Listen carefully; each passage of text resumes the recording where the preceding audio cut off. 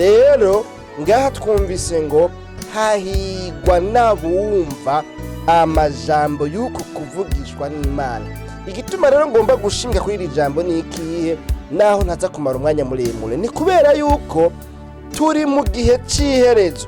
Ngaha twabonye ijambo rivuga ngo kuko igihe kiri hafi, avuga ngo hahigwa n'abumva amajambo y'uko kuvugishwa n'Imana, ngo bakitondera ibyanditswe muri iyo, ngo kuko igihe kiri hafi. Imana yacu nihimbazwe. Bene data bakunzi ba kino kiganiro igitondo gishasha, nzanywe no kubabwira ngo igihe kiri hafi.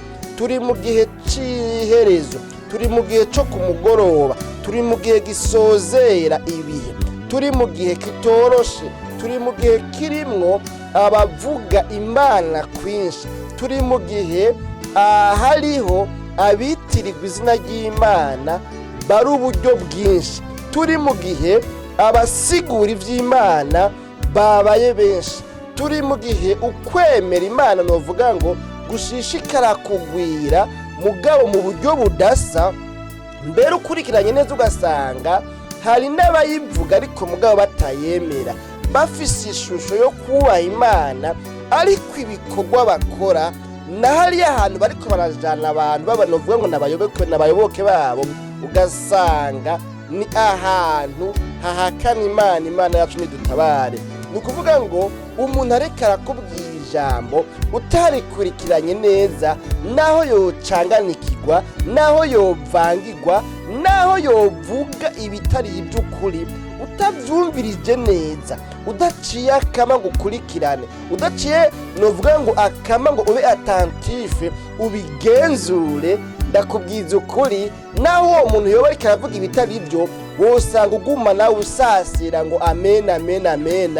Tumaze igihe kumbure kitari gito tubona novuga ngo uyu mugenzo w'uko umuntu avuga bose bagakomera amashi rimwe, w'uko umuntu avuga ariko aravuga ijambo ry'Imana bose bakavugiriza induru rimwe, mbere ku buryo nkawe uri muri iryo koraniro utabikurikiranye neza udashobora kumva n'ibyo ariko aravuga, ugasanga wewe ubwawe wumva induru gusa zabo muri kumwe ariko ntiwumva icyo ujya muntu ariko aravuga. Mugabo rero ugatangazwa n'ingene abantu novuga ngo babaye ibishakashaka, novuga ngo bahagurutse bose bamerereje, bose bambaye amababa, umengo bagomba baduke mu ijuru. Mugabo ukurikiranye kugira ngo wumve basi ibyo bintu biriko biratuma aba bantu bafashwa n'ibiki, ugasanga nta kintu na kimwe uri kurumva, ni induru gusa, ni ugwamo gusa, ni yeye ni komerezaho shishikara, ukamenga aba bantu bariko barikiriza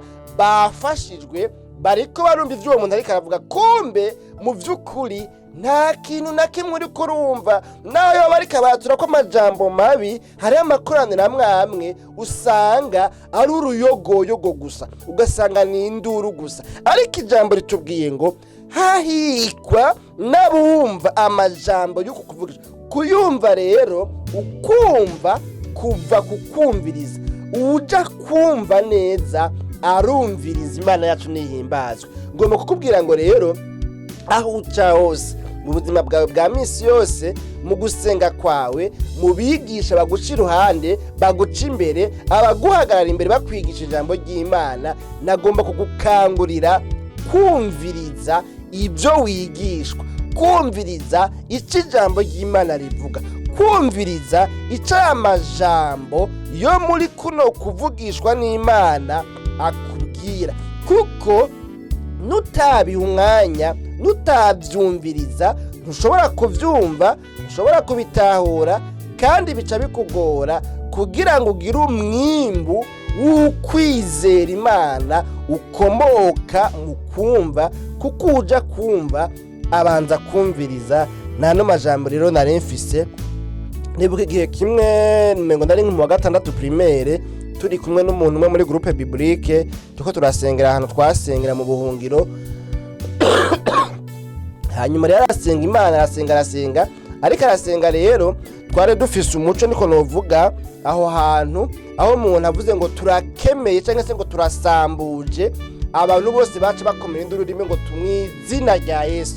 ni ukuvuga bishiramwo yuko igihe cyose umuntu avuze ngo turasambuje yaba agomba guca kurikiza ko ngo turasambuje imigabo n'imigambi mibi y'umwansi satani n'ibindi. Ariko mugabo uyo muntu jewe twari kumwe muri iyo groupe biblique, aho gukemeye abadayimoni, aho kwirukana shetani, numva ahubwo yirukanye Yesu muri rya sengesho ryiwe. Abantu bose basimbira rimwe ngo mu izina rya Yesu, kandi uwo Yesu bavuga nawe ari we wa wundi ariko arasenga yirukanye. Aho guhamagara Yesu, aho kwirukana abadayimoni, ahubwo akemeye Yesu, yirukanye Yesu muri iryo koraniro. Uyo muntu yacanganikiwe, yacangiwe, yavangiwe, niko novuga mu yindi mvugo. Ariko mugabo kubera ko abantu batumvirije, kubera ko abantu bihutiye gukemeya nabo, ntibamenya neza ico kintu birukanye carico. Bavuga ngo mu izina rya Yesu, kandi uyo muntu avuze ngo turirukanye Imana, turirukanye Yesu, turamwigije kure. Imana tundidutabara. None rero ngomba kubabwira ngo wewe ukwiye kongereza ukumviriza, ugatega amatwi kugira ngo wemere ibyo wumvise, wemere ibyo wumvirije, kuko bitabaye gutyo uzosanga wemeye ibitari ibyo, uzosanga uterega ikumi ibitari ibyo, uzosanga ucakiye ibitari ibyo. Akubwira ngo cakira, nawe uvuga ngo ame, mugabo ugatusanga iryakurikiye icakira ni jambo ritameze neza kwatuyeko, n'amajambo y'uburofa n'amajambo y'ububeshi. Imana tundidutabara. None rero harahiriwe abumviriza neza aya majambo yakuno kuvugishwa n'Imana, kuko abo bayumviriza bibashikana ku kwumva nyakuri, kandi ukumva nyakuri kubashikana ku kwizera Imana, kandi ukwizera Imana kubashikana kugukundwa n'Imana, kugushimwa n'Imana, kuko utizera adashobora guhimbara Imana. Kandi ukwizera nako kuva kukumva, ukumva nako kuva kukumviriza. Ariryo jambo nakuzaniye umunsi ngo wumvirize, kuko hahigwa abavyumviriza neza hanyuma bakabona kuronkamwo ibibafasha. Utavyumvirije neza nta bigufasha uronkamwo, ariko uvyumvirije neza birafise ikimazi. Turi mu bihe usanga kumbure umuntu yagiye gusenga, indirimbo ikaririmbwa, mugabo ugasanga nta jambo na rimwe akuye mu. Kubera iki?